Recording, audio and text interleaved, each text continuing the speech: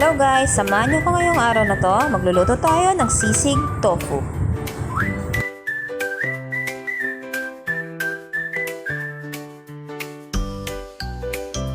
So ito ngayon, prepare natin yung mga tofu natin.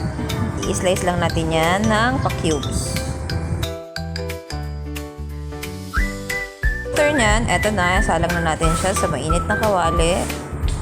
Then, hintayin natin na mag-golden brown. So, pag golden brown na, iahon na natin yan. Then, set aside.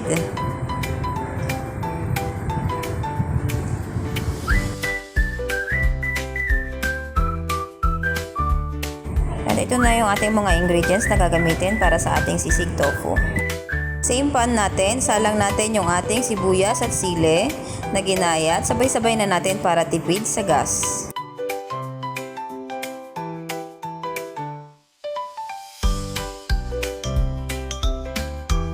Haluin lang natin ng haluin para mag-aromatize yung ating sibuyas at sili.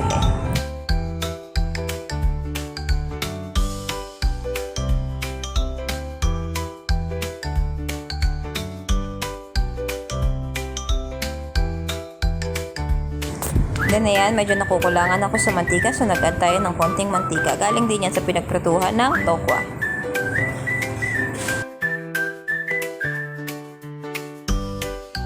And after that, ilagay na natin yung ating pinrito na tokwa. Then halu-haluin lang natin.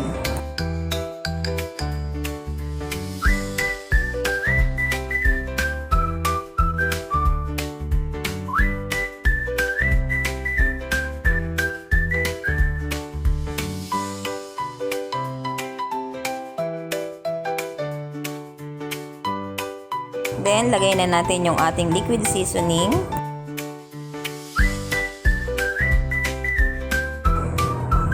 At yung ating pampalasa. After nun, mix lang natin and nilagyan natin ng konting paminta. Haluin lang natin para mag-well combine yung mga pampalasa at na nilagay natin.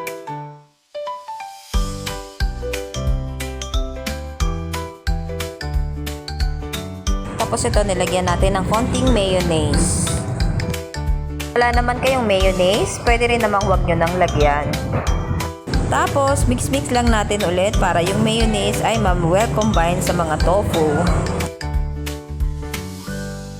And ito na, ilalagay na natin yung isang pirasong egg. So yan, haluin lang natin ulit para mas malinamnam yung ating sisig. Maglasang sisig talaga siya.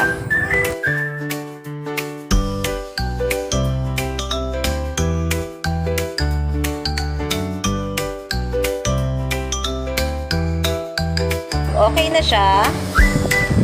So, patayin na natin yung apoy.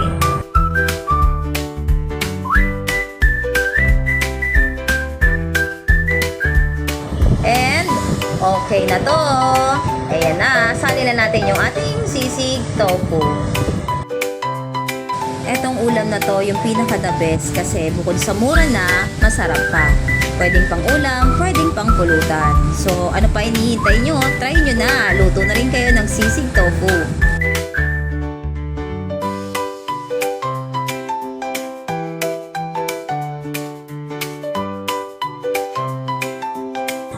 At ito na po ang ating finished product. Salamat sa panonood!